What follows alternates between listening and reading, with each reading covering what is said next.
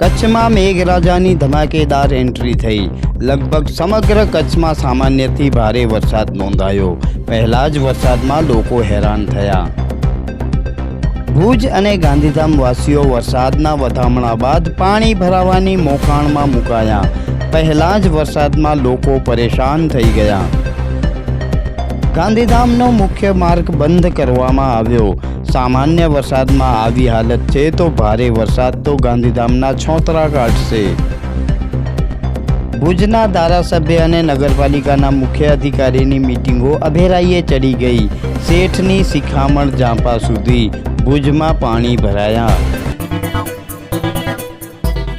સામાન્ય રીતે વરસાદ પડવાથી લોકો ખુશખુશાલ થતા હોય છે, પરંતુ ભુજ અને ગાંધીધામમાં ઉલટી ગંગા વહે છે।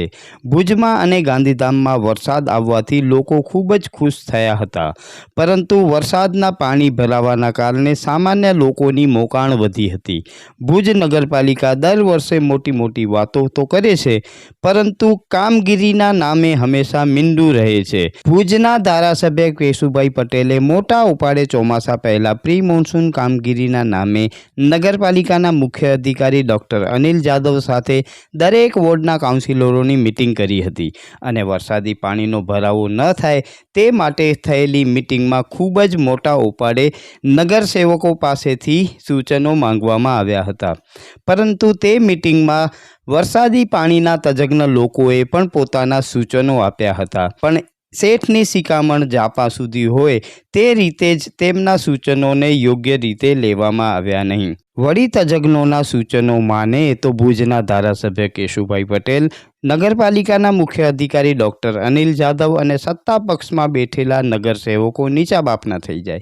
તેથી માત્ર વારો વડાડવા માટે અને ફોટા પડાવવા માટે જ તે મીટિંગ બોલાવાઈ હતી, પરંતુ તે મીટિંગમાં થયેલા એક પણ સૂચનોની અમલવારી ન થઈ।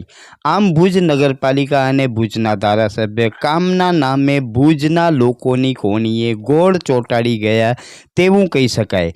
તેથી જ ભુજ નગરપાલિકાના વિસ્તારમાં પાણી ભરાવાના દ્રશ્યો દેખાયા હતા। તો બીજી બાજુ ગાંધીધામ મહાનગરપાલિકા તો બની ગઈ છે, પરંતુ મહાનગરપાલિકાનું તંત્ર ગામડાથી પણ બેકાર જોવા મળ્યો હતો। દર વર્ષની જેમ આ વર્ષે પણ સામાન્ય જનતા વરસાદમાં ગંભીર હેરાન થઈ છે। આ તો ચોમાસાની શરૂઆત છે, જ્યારે મૂસળાધાર વરસાદ પડશે ત્યારે પ્રશાસનની તમામ પોલ પટ્ટીઓ ખુલ્લી થઈ જશે અને પછી અધિકારીઓ અને નેતાઓ રંડાયા પછીનું દાપણ કરશે તે પણ હકીકત છે।